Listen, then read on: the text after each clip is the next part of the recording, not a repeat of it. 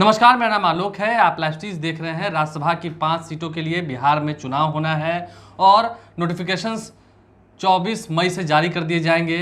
31 मई नामांकन की अंतिम तिथि होगी। देखिए, हर पार्टी की हम बात कर रहे हैं। आरजेडी की बात हमने की बीते दिनों से। जर्नलिस्ट ज्ञानेश्वर हमारे साथ हैं। बीते दिनों आपने बताया कि मीसा भारती का तो जाना तय है, एक सीट और है, उस पर बाबा सिद्दीकी की चर्चा है और कपिल सिब्बल की चर्चा है। फिर जेडीयू में भी तनातनी है, आरसीपी सिंह जाएंगे नहीं जाएंगे, बहुत तनाव है, कह नहीं सकते हैं जी। और अब बात जरा आज कर लेते हैं बीजेपी की बातें भी जरा पूर्ण तरीके से बताइए। गोपाल नारायण सिंह का टर्म खत्म हुआ है और सतीश चंद्र दुबे का भी टर्म खत्म हुआ है। तो क्या ये दोनों ही नेता फिर से बीजेपी कोटे से राज्यसभा जा रहे हैं या फिर बीजेपी में भी हेरबदल होना है? देखिए, टर्म 10 जून को खत्म होगा। पहले बात समझ लीजिए, बीजेपी को 2 सीटें मिलने जा रही है, यह बात भी तय है। तो देखिए, अब बीजेपी से 2 हैं कौन अभी एक हैं गोपाल नारायण सिंह, कभी बिहार प्रदेश भाजपा के अध्यक्ष थे, ठीक है, बीच में थोड़े से पीछे चले गए थे, लेकिन 2016 में फिर से इन्हें राज्यसभा पहुंचने का मौका मिल गया। यदि आप दिल्ली में इनके बंगले को देखेंगे तो भाजपा का जो पुराना दफ्तर था अशोक रोड पर, ठीक उसके बगल में इनका बंगला आवंटित किया गया था। और दूसरे हैं सतीश चंद्र दुबे। देखिए, जैसा मैंने बताया, गोपाल नारायण सिंह ने पूरा कार्यकाल मतलब 2016 से 2022 तक का पूरा किया है, कर रहे हैं। और सतीश चंद्र दुबे बीच में भेजे गए थे। सतीश चंद्र दुबे जाति से ब्राह्मण, गोपाल नारायण सिंह जाति से राजपूत। सतीश चंद्र दुबे को 2019 में टिकट नहीं दिया गया लोकसभा का चुनाव का।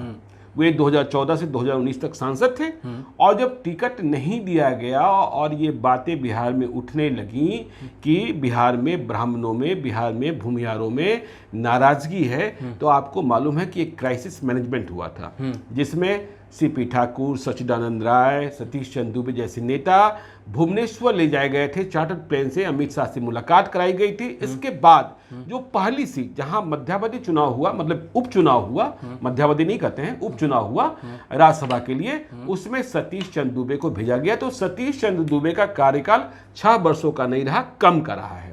तो देखिए, अब ये बात है कि क्या गोपाल नारायण सिंह फिर से जा रहे हैं? देखिए, गोपाल नारायण सिंह की उम्र हो रही है 79 ईयर्स, 79 साल। और आपको पता है कि भाजपा के भीतर एक लक्ष्मण रेखा है 75 साल की। अब ये जो उम्र हो गई है, देखिए मैं अभी तलाश रहा था तो गोपाल नारायण सिंह की उम्र बताई जाती है 1 जनवरी 1943, 1943। हाँ जी, तो 79 ईयर।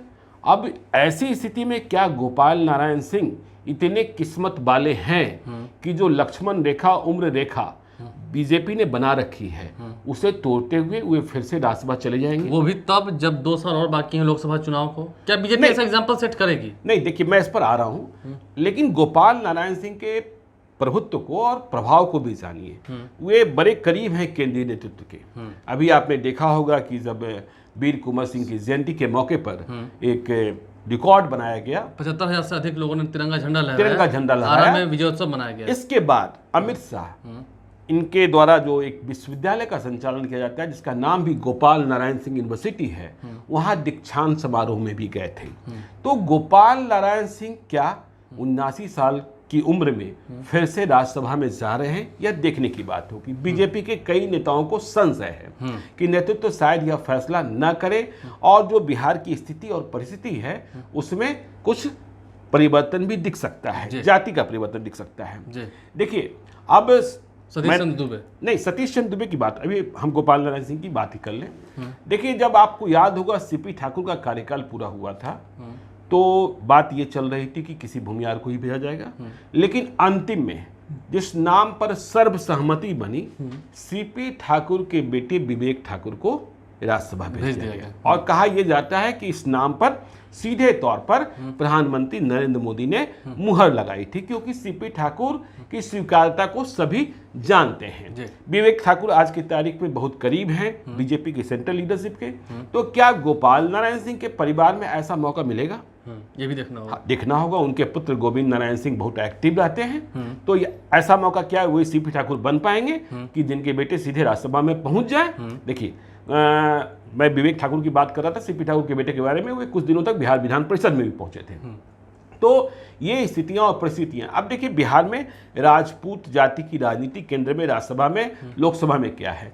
देखिए बीजेपी के जो नेता यह मान रहे हैं कि गोपाल नारायण सिंह को शायद मौका न मिले। वे कहते हैं कि देखिए आर.के. सिंह, आप यदि बात करते हैं शाहबाद की, भोजपुर की, रोहतास की, तो आर.के. सिंह उधर हैं, राजकुमार सिंह जो नरेंद्र मोदी की सरकार में कैबिनेट मिनिस्टर भी हैं, ऊर्जा मंत्री भी हैं, तो वो हैं। और भी कई सांसद हैं, बड़े नेता हैं, राधा मोहन सिंह हैं, राजीव प्रताप रूडी हैं, जनार्दन सिंह सिग्रीवाल हैं। तमाम ऐसे नेता हैं जो बीजेपी के भीतर राजपूत जाति के चेहरे हैं और राजपूत जाति में पहचान रखते हैं। मतलब एक ऐसा चेहरा और नाम जिसे पूरा बिहार जानता है।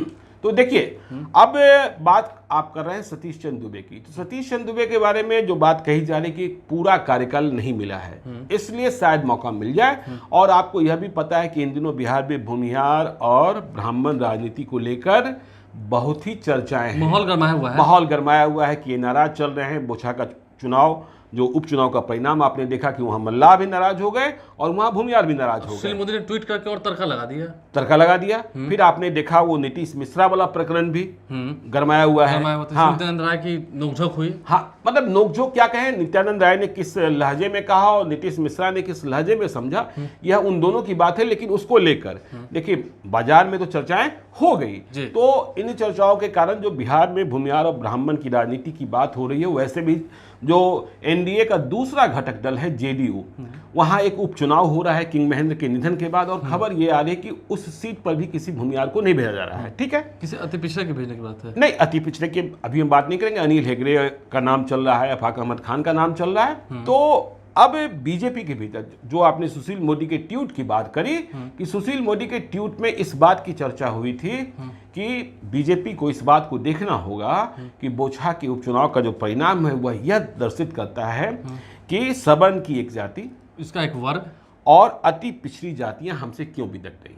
मतलब देखिए मल्लाह तो वहां बिदकी हुई थी, मुकेश सहनी को आपने मंत्री पद से हटाया।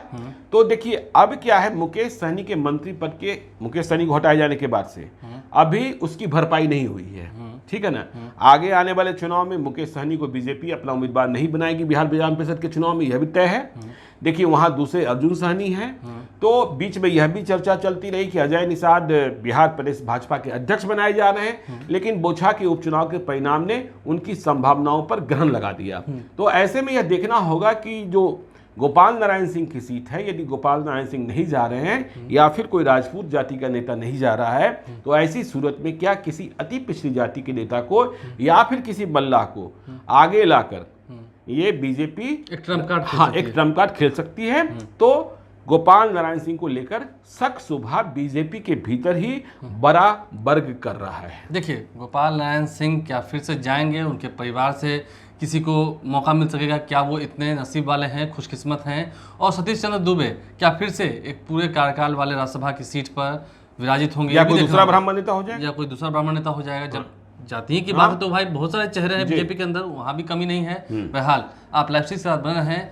बीजेपी की जो केंद्रीय नेतृत्व की टीम है वो अंतिम मोहर किस पर लगाती है, 31 मई तक सब कुछ साफ होना है। और तीनों ही पार्टियों में हलचल तो है जी, बिल्कुल। सीटें महज 5 है, लेकिन कह सके ना जो 5 का खेल होता है वो काफ़ी अजीब व गरीब होता है। तो इन 5 के खेल में वो 5 कौन खुशकिस्मत हो रहे हैं, कुछ नाम तो क्लियर हैं, कुछ नाम चलिए हम लोग बताते रहेंगे, अपडेट करते रहेंगे आपको। हमारे चैनल को सब्सक्राइब कर लें, साथ साथ फेसबुक पेज भी लाइक करें। धन्यवाद।